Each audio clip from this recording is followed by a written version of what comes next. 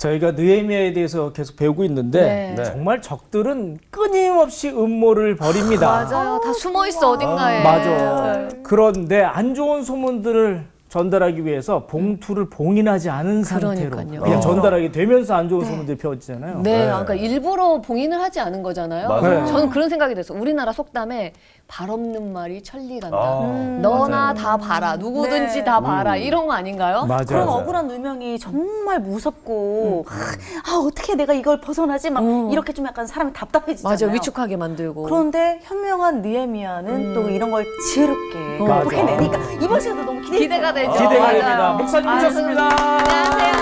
안녕하세요, 목사님. 여러분 반갑습니다. 네. 다 건강하게 다 잘 지내시고 네. 이렇게 밝은 얼굴로 다시 뵙게 돼서 너무나 기쁩니다. 그 느헤미야 이야기는 마치 대하 드라마 같죠. 맞아요. 역사 드라마 같이 아주 흥미진진한 이야기들이 계속되거든요.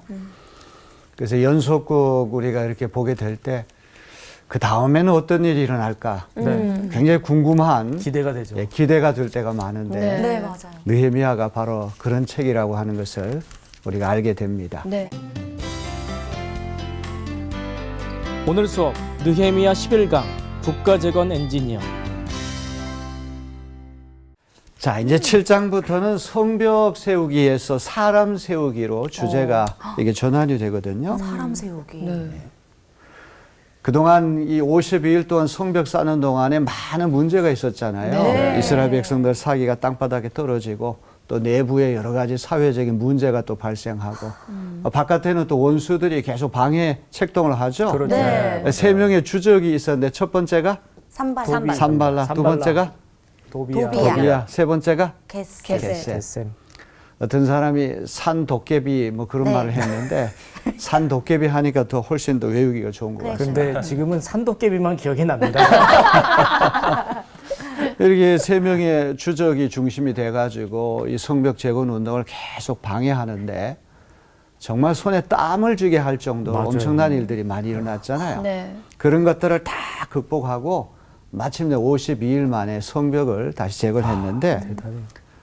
이 성벽을 아무리 높이 쌓고 또 이렇게 두껍게 쌓고 훌륭하게 쌓았다고 할지라도 하루아침에 도시국가가 형성되는 것은 아니죠. 아니죠. 그렇죠. 네. 맞아요. 성벽과 문짝이라고 하는 건 순전히 사람을 위해서 지은 거 아닙니까? 네. 그러니까 그 도시 안에 살 사람들이 이제 중요한 문제가 되는 거예요. 그래서 성벽의 두께나 높이가 아닌 성 안에 사는 사람들의 경건성과 도덕성이 중요하다는 말이죠. 아무리 성벽을 두껍게 만들고 높이를 굉장히 높게 만든다고 할지라도 그 성 안에 사는 사람들이 도덕적으로 신앙적으로 이렇게 타락하고 부패하면 그 성벽은 언제든지 무너지고 또 외적들이 들어올 수가 있지 않습니까? 네. 다시는 나라가 망하지 않기 위해서 중요한 것은 물론 성벽도 중요한 것이지만 훨씬 더 중요한 것은 그 새로운 예루살렘 안에 들어가 사는 사람들이 이제 어떤 사람이 될 것이냐. 그게 중요하죠. 네. 7장부터는 이제 그런 문제를 우리에게 보여주고 있습니다. 자, 7장은 그 새 예루살렘 성에 재배치될 사람들의 명단이 이렇게 쭉 나오거든요. 네.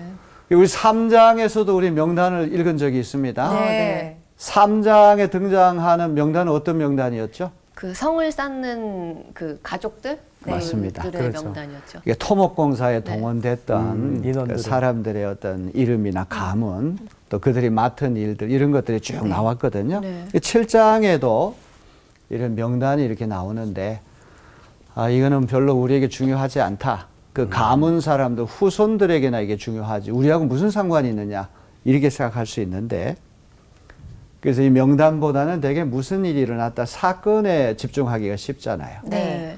그러나 여기 등장하는 이 명단 사람들이야말로 이스라엘을 재건했던 영웅들의 그런 이름이 여기 쭉 등장합니다.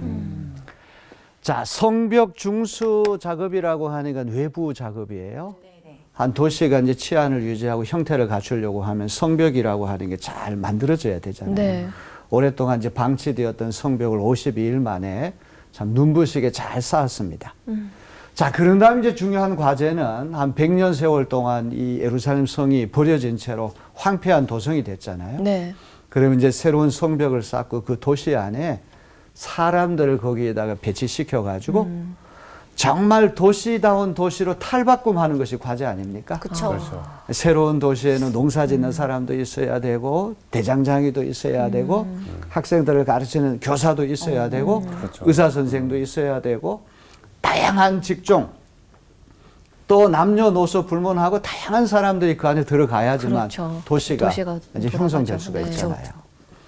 자, 그래서 이제 예루살렘 성에 살아야 할 인구를 재배치하는 아주 중요한 과제가 이제 느헤미야에게 주어진 것입니다. 성벽을 이제 중수했다고 하는 것은 컴퓨터로 얘기를 한다면 하드웨어를 이제 마련한 거예요. 컴퓨터의 하드웨어 용량이라고 하는 건 참 중요하죠. 네. 그런데 실질적으로 프로그램이 운용이 돼서 잘 굴러가려고 그러면 소프트웨어가 중요하잖아요. 네. 그렇죠. 그래서 이 성벽을 재건했다고 하는 것은 하드웨어를 마련한 것이라고 한다면 이제 어떤 사람을 선별해 가지고 예루살렘 수도에 재배치할 것인가. 이건 소프트웨어를 설치하는 인스톨하는 그런 작업에 비유할 수가 있을 것입니다. 자, 7장 1절로부터 2절 말씀을 누가 한번 읽어 주실까요?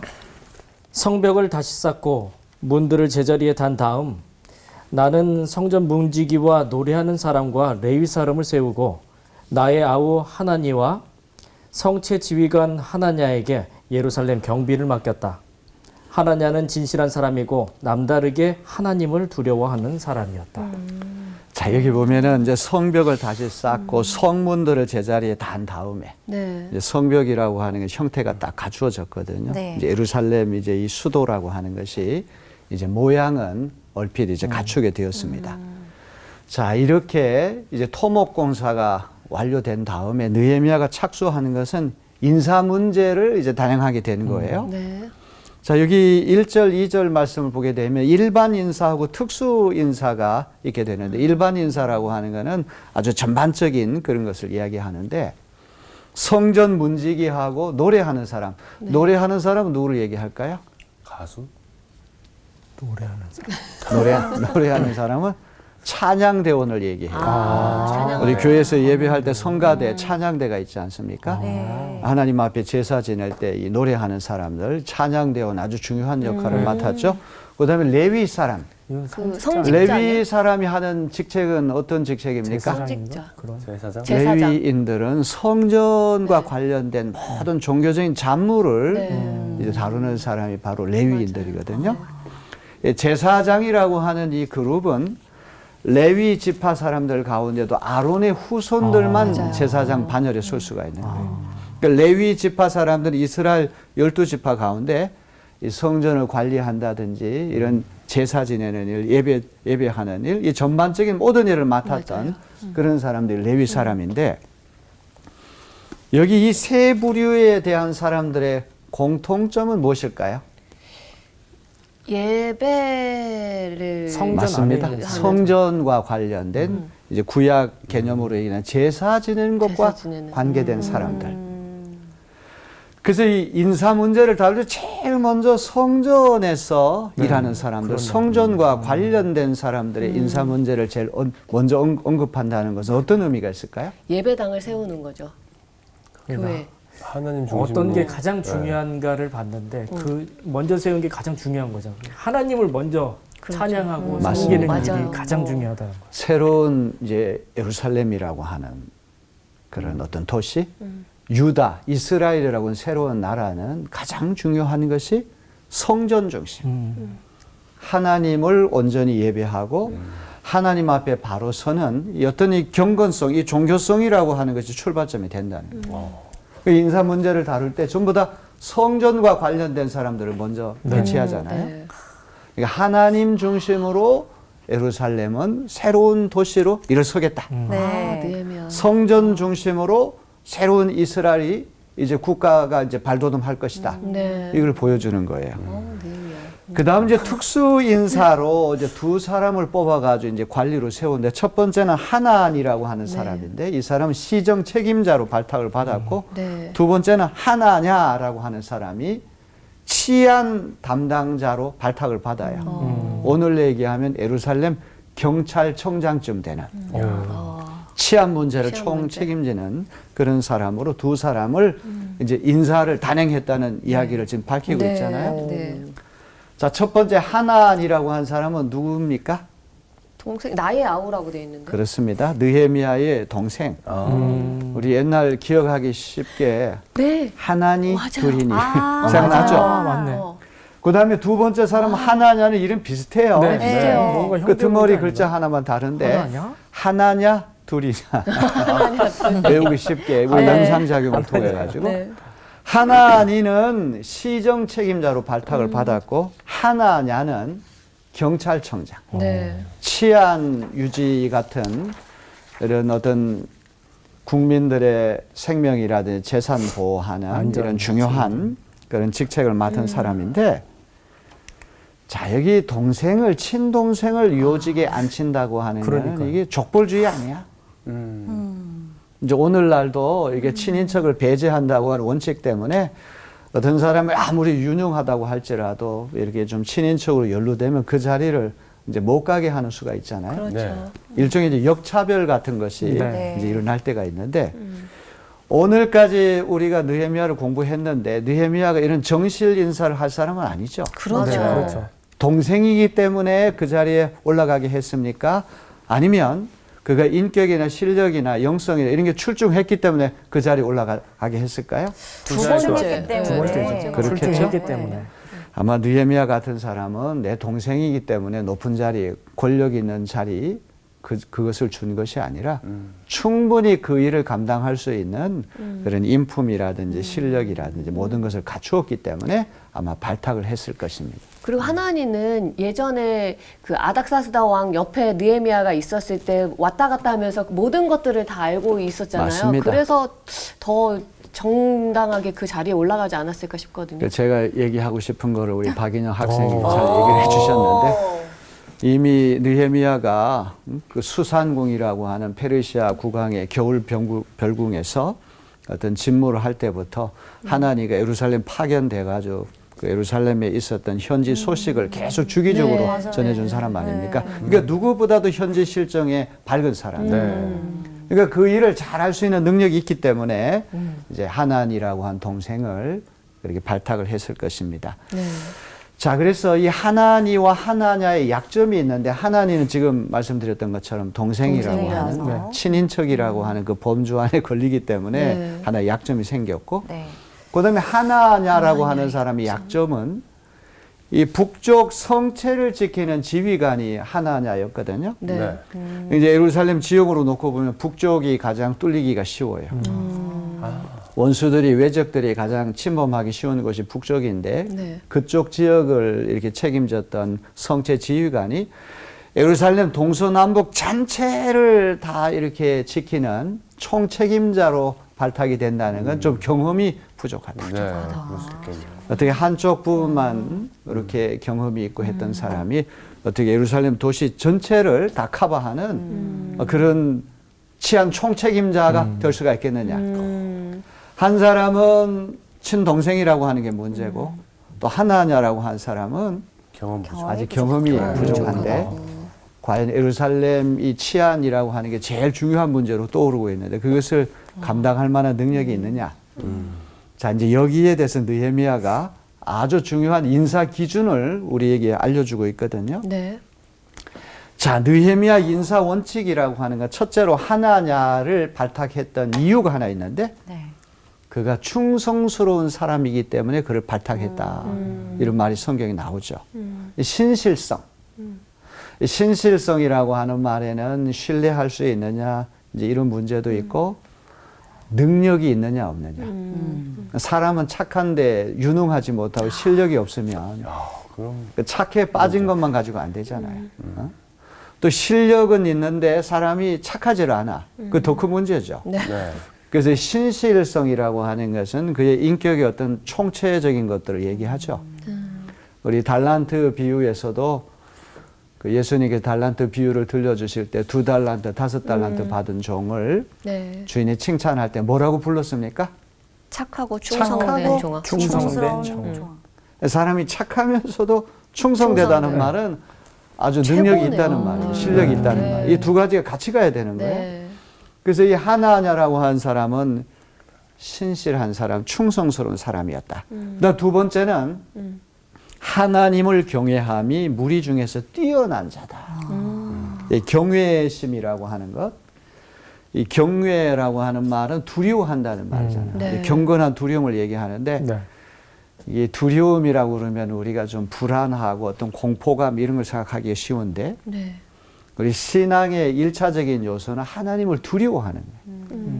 그런데 이 두려움은 복된 두려움, 거룩한 두려움이잖아요. 그러니까 하나님을 두려워하는 마음이 있기 때문에 우리가 조심하게 되는 것이고 하나님을 두려워하는 마음이 있기 때문에 하나님과 늘 밀착해서 생활할 수밖에 없는 것이죠. 네. 그래서 이 하나냐라고 한 사람은 이 두 가지 인사 기준에 이제 합격이 되었기 때문에 이게 전격적으로 경험이 일천함에도 불구하고 예루살렘 성 전체를 커버하는 치안 책임자로 그렇게 임명을 받게 된 것입니다. 네. 자, 그 다음에 이제 우리 3절 말씀을 한번 누가 읽어볼까요? 네. 나는 그들에게 일렀다. 해가 떠서 환해지기 전에는 예루살렘 성문들을 열지 말고 해가 아직 높이 있을 때에 성문들을 닫고 빗장을 지르도록 하시오. 예루살렘 성 사람들로 경비를 세우시오. 일부는 지정된 초소에서, 일부는 자기들의 집 가까이에서 경비를 서게 하십시오. 자, 여기 이제 3절을 읽어보게 되면 아주 중요한 과제가 무엇인지를 이제 알려주잖아요. 네. 그 새 예루살렘 성에서 아주 중요한 과제는 무엇입니까? 성문을 열지 말라는 거. 지키는 해가 거. 뜨기지. 지키는 거, 네. 경비 서는 거, 지키는 게 네. 경계 근무하는 것이 제일 중요해요. 해가 떠서 환해지기 전에는 예루살렘 성문들을 열지 말라. 네. 네. 왜냐하면 적들이 이렇게 숨어 있다가 기습 공격할 수 있기 때문에 네. 그거 조심해야 된다. 그다음에 해가 아주 높이 떠 있을 때, 중천에 떠 있을 때는 성문들을 닫고 빗장을 지르라. 그 이유는 뭘까요? 빗장을 해가 지르- 높이 중천에 떠 있을 때는 이 사막 도시에는 그때는 뭐 하는 뜨거워지는. 시간? 낮잠 자는 쉬는 시간. 시간. 오수를 즐기는 네. 낮잠 자는 시간인데 그 다 이렇게 피곤하고 너무 뜨겁고 덥기 때문에 이제 잠을 이렇게 잘 때 원수들이 쳐들어올 또 수 쳐들어올 수 있으니까. 있잖아요. 네. 그때는 성문을 다 닫아버리고 빗장을 다 지르라. 이 이게 경계 그거네. 근무를 철저히 하라. 이제 이런 이야기를 여기서 하고 있거든요. 네. 그 뜻이 없고. 여기 끄트머리도 재밌는 말이 자기들의 집 가까이에서 경비를 서게 하라. 이 말은 지난번 공사할 때도 우리 집 앞은 내가 건축한다. 네. 집담. 우리 집 앞이니까 더 잘할 거 아니에요. 그죠? 더 안전하고 튼실하고 더 멋있게 더 책임감을 가지고 정성을 다할 거 아닙니까? 네. 지키는 것도 마찬가지죠. 원수들이 함부로 우리 가족을 해치지 못하도록 더 열성을 다할 거 아닙니까? 네. 네. 자, 그래서 지금 이 새 예루살렘 성에서 아주 중요한 과제는 물샐 틈 없는 경계 근무를 지시했다고 하는 게 중요해요. 성과 경비, 이 새로 정비된 예루살렘에서 가장 기묘한 문제는 도시에 사는 사람들의 생명과 재산을 지키는 문제인데 이제 그렇게 하기 위해서는 물샐 틈 없는 그런 경계 근무를 서야 되는 겁니다. 네. 자, 이제 군대에 가면은 훈련 받을 때 이런 유명한 이야기가 있어요. 우리 화면에 있는 거를 한번 네 분이 다 한 목소리로 한번 읽어볼까요? 시작. 작전에 실패한 지휘관은 용서받을 수 있으나 경계에 실패한 지휘관은 용서받을 수 없다. 이게 무슨 말인 것 같습니까? 경계를 더 열심히 해라. 자, 우리가 이제 전쟁 같은 게 일어날 때 작전에 실패할 수는 있지만 경계 근무에 실패한 지휘관은 용서받을 수 없다는 말은 이제 뭐 군대에서 이런 전쟁하다가 한번 실수할 수 있는 건 흔히 일어날 수 있는 일인데 이 철책선 경계 근무를 서는 초병이 꼬박꼬박 졸다든지 그 시간에 딴 일을 해가지고 철책선이 뚫렸어요. 그래서 여러 명이 틈타게 되면 그 원수들이 후방 전체를 다 교란시키고 국민의 생명을 빼앗아갈 수가 있잖아요. 그러니까 이 경계 근무라고 하는 것이 얼마나 중요한지 몰라요. 예, 군대 가면은 이제 이야기를 가지고 이제 병사들이 재미있는 말을 하잖아요. 작전에 실패한 지휘관은 용서받을 수 있고 경계에 실패한 지휘관도 용서받을 수 있지만 배식에 실패한 병사는 용서받을 수 없다. 배식에 실패. 밥 먹는 배식 것이 제일 중요하죠. 중요하기 때문에 그런 재미있는 그런 이야기가 있습니다. 이제 군대 이야기를 하면 되게 재미가 없죠. 그런데 이제 이게 이제 군사적인 것하고도 관계가 있기 때문에 우리가 기억을 해야 됩니다. 자, 이제 4절 말씀이라고 하는 것이 새로운 예루살렘이 지금 어떤 형편에 처해 있는지를 기가 막히게 표현했거든요. 네. 한번 우리 여기 지금 화면을 한번 다 보실까요? 네. 다시 한번 다 같이 한번 읽어봅시다. 시작. 성읍은 크고 넓으나 인구가 얼마 안 되고 제대로 지은 집도 얼마 없었다. 지금 이제 예루살렘 성벽 축조 공사가 끝난 다음에 예루살렘이라고 하는 것이 어떤 처지인가를 기가 막히게 압축적으로 표현한 말이에요. 예루살렘 성읍은 크고 넓은데 인구가 뜨문뜨문 사람들이 많이 안 사는 거예요. 이 도시라고 하는 것은 활기가 좀 있어야 되잖아요. 다양한 직업을 가지고 남자, 여자, 어린아이, 뭐 농사 짓는 사람, 뭐 다양한 사람들이 함께 모여가지고 도시가 아주 생기가 있어야 되는데 네. 아직은 인구 재배치가 제대로 되지 않아가지고 듬성듬성 사람들이 사는 거예요. 거기다가 제대로 지은 집도 얼마 없어요. 이유는 뭐예요? 성벽 짓느라고 얼마 안 못 됐으니까. 성벽 짓느라고 집 지을 시간이 없어서 그렇기도 하지만 사람들이 얼마 되지 않으니까 집 지을 필요가 없는 것이죠. 이제 거기 들어가 있는 소수의 사람들만이 자기 거처할 집을 짓고 이게 땅들이 그냥 이렇게 많이 넓은 상태에 집이 없게 되는 거예요. 하나님께서 아브라함에게 약속을 주셨는데 하늘의 별같이 바다의 모래알같이 많은 후손을 네. 주시겠다고 약속하셨잖아요. 네. 그래서 아브라함의 허리에서부터 기독교, 유대교, 이슬람교 이 세계 3대 종교가 아브라함 허리에서도 나왔잖아요. 네. 정말 그 약속의 말씀이 이루어져 가지고 하늘의 별같이 바다의 모래알같이 많은 후손들이 아브라함에게서 나왔어요. 그런데 이렇게 인구가 아무리 많다고 할지라도 그 많은 인구가 거처할 땅이 없으면 그거 안 되잖아요. 네. 그러니까 인구 축복과 땅의 축복이라는 같이 가야 되거든요. 그래서 오늘날 이 팔레스타인이라고 하는 땅이 세계적인 화약고가 되고 이스라엘하고 이 팔레스타인 사람들이 계속 지금 경쟁하고 전쟁하는 이유는 땅이 부족하기 때문에 그런 거예요. 그래서 이 구약 성경을 읽는 아주 중요한 렌즈가 안경이 땅의 문제. 땅 때문에 엄청나게 다툼이 많이 일어나요. 근데 그래서 땅은 엄청 큰. 인구 축복과 땅의 축복은 같이 맞물려 가지고 같이 가야 되는데 지금 예루살렘이라고 하는 새로운 도시는 크고 넓은데 인구가 없다. 인구가 부족해요. 그러니까 아주 중요한 과제가 인구를 어떻게 재배치할 것인가. 이것이 중요한 문제가 된 것입니다. 결국에는 이제 성벽 안에 있는 또 경계를 하려면 또 인구가 있어야 돼요. 있어야죠. 맞습니다. 여러모로 문제가 좀 있네요. 이제 전쟁이 끝나게 되면은 이제 국가적인 굉장히 중요한 과제가 네. 도시 재건 작업이 필요하잖아요. 이제 파괴된 그런 것들을 다 복원시키고 새로 신축하고 이 도시 재건 작업이 형태, 꼴을 갖추는 것이 굉장히 중요하죠. 네. 그게 끝난 다음에 이제 중요한 과제는 인구를 재배치하는 거예요. 전쟁이 일어나면서 다 산지 사방으로 흩어졌는데 이제 그 사람들을 불러 모아가지고 이제 그 도시가 정말 활발하게 움직이도록 만드는 것이 중요해요. 네. 자, 이제 이 느헤미야가 인구 재배치를 할 때 오중이 또중이 아무나 보내지를 않아요. 정말 명실상부한 정통성을 가진 새로운 이스라엘 국가를 재건하기 위해서 족보를 다 따져보고 어떤 혈통의 정통성, 어떤 민족적인 연속성 이런 걸 갖추는 사람들을 따져서 인구 재배치를 한다고 하는 것을 기억을 해야 됩니다. 네. 자, 그래서 이제 인구 재배치 전략을 이제 오늘 이제 우리가 공부하게 될 터인데 제가 초두에도 말씀을 드렸던 것처럼 느헤미야가 예루살렘 총독, 유다 총독으로 가가지고 52일 만에 성벽 재건하고 네. 이게 다 됐다.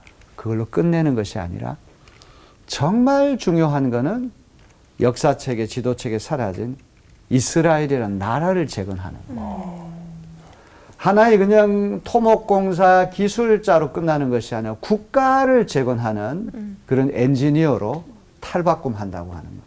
이게 느헤미야서를 읽을 때 우리가 놓치지 말아야 됩니다. 네. 자, 그래서 이제 느헤미야가 아무렇게나 그렇게 하지 않는다고 하는 걸 기억해야 됩니다. 히브리 정통성을 지닌 성민, 거룩한 백성. 거룩한 백성. 또 선민 할 때, 선은 선택할 때 쓰죠. 네. 하나님이 뽑아 세우신 민족. 이스라엘 사람은 좀 구별된다. 특별하다. 이제 이런 의식이 있지 않습니까? 네. 그러니까 히브리 정통성을 가진 성민, 선민을 선별해가지고 이제 예루살렘에 집중적으로 재배치를 하게 되는 것입니다. 자, 5절을 누가 다 한번 읽어보실까요? 네. 귀족들과 관리들과 일반 백성을 모아서 가족별로 등록시키도록 나의 하나님이 나의 마음을 감동시키셨다. 마침 나는 1차로 돌아온 가족들의 가족별 등록부를 찾았는데 거기에는 다음과 같이 적혀 있다. 자, 이제 느헤미야가 이제 새로운 예루살렘 성에 살아야 할 이제 인구를 다시 이제 재배치를 하게 될 때 네. 귀족들과 관리들과 일반 백성들 이제 이 세 계급이 새로운 예루살렘을 이제 명실상부한 세계적인 이제 도시로 만들어가야 할 사람들 아닙니까? 네. 네. 가족별로 등록시키도록. 여기 늘 우리가 잊지 말아야 될 것은 이제 이 느헤미야라고 한 책이 그냥 정치 회고록이 아니라 세속적인 어떤 정치 지도자의 얘기가 아니라 다 하나님 신앙에서부터 비롯되었다. 나의 하나님이 나의 마음을 감동시켰대요. 그러니까 이 인구 재배치 전략이라고 하는 것이 느헤미야가 똑똑하고 영리해서 된 것이 아니라 하나님께서 그의 마음을 감동시켜가지고 그런 지혜를 주시는 거예요. 그렇죠? 네. 하나님이 느헤미야를 통해서 하신 일이다. 네. 이걸 잊지 말아야 됩니다. 네. 그래서 1차로 돌아온 사람들의 가족별 등록부를 찾았는데 거기에는 다음과 같이 적혀 있었다. 네. 이제 족보를 한번 따져보는 거예요. 근데 등록부라고 그랬는데 등록부라고 하는 거는 이제 포로 귀한 자들의 이제 명단인데 거기에는 이제 조상에 대한 이야기, 뭐 자세한 이야기들이 거기 다 있을 거 아닙니까? 네. 네. 그래서 그야말로 순전한 어떤 유대인, 순전한 유다인, 어떤 혈통의 순수성을 어떤 유지하고 있는 진정한 이스라엘 사람들을 뽑아가지고 이제 재배치를 하는데 네. 에스라서 2장에 보게 되면 그 포로 귀한 자 명단이 쭉 나오거든요. 네. 여기 이제 아까 등록부라고 하는 거는 그 포로 귀환한 사람들의 명단을 명단을. 입수해가지고 1차 귀환자 명단을 이제 작성한 거예요. 네. 네. 이 족보를 역추적해서 새로운 예루살렘에 거주할 사람들은 이게 좀 뭐 혈통에 조금 의심이 된다. 네. 또 진짜 백이 유대인이 아니다 그러면 그 사람들이 신학적으로 바로 설 수가 없잖아요. 그리고 유야무야 이스라엘 사람인지 이스라엘 사람 아닌지 정체성이 모호해가지고 새로운 나라가 세워져도 이스라엘이라고 말할 수 없잖아요. 그렇죠? 네. 지금 오랜 세월 동안 어떤 유다 민족이 끊어진 상태이기 때문에 족보를 역추적해서 어떤 혈통의 순수성, 정통성을 가진 사람들을 선별해가지고 배치했다고 하는 게 중요해요. 네. 자, 이제 7장 7절로부터 65절에 보면 10부류의 귀한 자 명단이 등장합니다. 네. 상당히 재미없는, 우리가 볼 때는 네. 이게 건너뛰고 싶은 재미가 없는 것인데도 네. 새로운 이스라엘의 하나의 영웅들, 그야말로 완전히 사라져버렸던 이스라엘이 복원되는데 초기에 아주 중요한 역할을 했던 사람들의 명단이기 때문에 느헤미야로서는 너무나 중요한 사람들이에요. 네. 자, 우리 하나씩 한번 살펴볼까요? 6절로부터 7절에 보게 되면 수룹바벨과 함께 돌아온 최초의 지도자 12명이 소개되고 있습니다. 네. 이제 이 사람들은 이제 새로운 예루살렘, 새로운 이스라엘을 이제 이끌어갈 지도급 인사들이 여기 먼저 소개되고, 두 번째는 18개 시족과 20개 지역에 따른 평신도들의 명단이 쭉 나와요. 평신도. 여기 18개 시족. 이 이스라엘이라고 하는 나라는 이 야곱이라고 한 사람이 이스라엘이라고 하는 이름을 바뀌었잖아요. 네. 그 12명의 12 아들이 12지파를 이루어 가지고 네. 하나의 이스라엘이라는 나라를 형성하잖아요. 네. 그런 시족별 또 20개 지역에 따른 평신도들의 명단을 쭉 소개합니다. 그 다음에 제사장들이 여기 등장하는데 이 39절로부터 42절을 한번 읽어보시게 되면 제사장들의 숫자가 아주 구체적으로 명기가 돼요. 정확하게. 여다야의 자손은 973명이고 인멜 자손은 1052명이고 네. 바수울 자손은 1247명이고 네. 하림 자손은 1017. 17명. 1017명인가요? 네. 네. 예, 1017명. 숫자 굉장히 많아요, 제사장들은. 네. 이거 잘 보셔야 됩니다. 야, 어떻게 제사장들의 숫자는 이렇게 많을까? 네. 그런데 여러분 그 43절을 보게 되면 네. 자, 여기 우리 밑에 한번 읽어볼까요? 레위 사람은 호드야의 자손들인 예수아와 간미엘 자손이 74명이요. 네. 제사장들의 숫자는 1000단위로 넘어갈 네. 정도로 많은데 네. 여기 레위인의 숫자는 몇 명? 74명. 74명밖에 되질 왜 않아요. 네. 왜 그랬을까요? 어디 제사장들이지? 이제 먼저 요거를 우리가 대답하기 전에 이 제사장이라고 하는 사람들은 그야말로 이제 성전에서 제사 지내는 가장 중요한 역할을 맡은 사람들이고 네. 또 율법을 이게 지키고 가르치고 이제 이런 어떤 중추적인 역할을 한 사람들이거든요. 네. 그러니까 레위 지파 사람들 가운데에도 모세의 형인 아론의 후손들만 제사장이 될 수가 있는 거예요. 그렇군요. 그러니까 레위 지파가 좀 광범위하다 그러면 그 중에서도 엘리트 집단들이 이제 제사장이 되는 건데 여기 레위인이라고 하는 사람도 사실은 성전과 관련된 모든 일을 맡아서 하는 사람들 아닙니까? 네. 네. 어떤 성물, 어떤 거룩한 어떤 물건이라든지 뭐 물품 이런 다양한 성전 제사와 관계된 중요한 역할을 맡았던 사람들인데 이 포로 시기를 거치면서 레위인 숫자는 점점 급감하는 거예요. 점점 줄어드는 거예요. 이유는 뭘까요? 이거 가짜 아니에요? 정통 혈통을 가진 사람들이 줄어들고 다른 아니면 그동안 결혼을 나라가 다른 너무 사람- 혼란스러워가지고 네. 가짜 제사장들이 많아진 거 아닌가 생각도 드는데. 이 별의별 우리가 상상을 다 해볼 수가 있는데 이 제사장이라고 한 사람은 정체성에 대해서 훨씬 더 확고한 의식이 있는 거예요. 레위 지파 사람들 가운데도 아론이라고 하는 사람의 후손들만 될 수 있으니까 포로를 끌려가도 나는 제사장 가문이야 하는 어떤 자기의 소명감이라든지 책임감 어떤 이런 정체성에 대해서 확고한 네. 어떤 의식이 있으니까 잘 변절되지 않는데 네. 네. 레위 사람들은 이게 좀 정체성이 모호하거든요. 약하다 보니까 이방 나라의 포로로 끌려간 다음에 이제 먹고 살아야 되니까 직업을 바꾸는 거. 이방 문화에 자꾸 물드는 거예요. 동화가 돼버리는 거예요. 네. 직업도 바꾸고 자기가 레위인이라고 하는 확고한 의식이 없이 정체성이 점점 희석이 되는 거예요.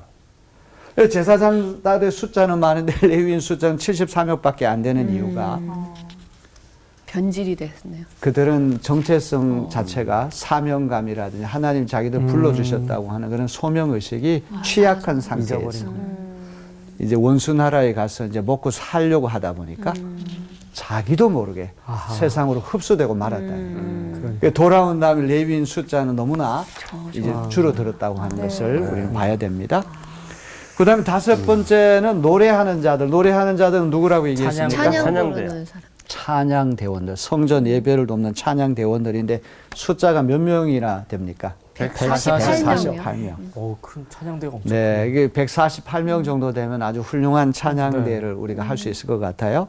그 다음에 여섯 번째로 보게 되면 성전을 관리하고 지키는 성전 문지기들. 네. 네. 자, 이런 사람도 실질적인 역할을 하는 사람죠. 그 인구가 몇 명입니까? 138명.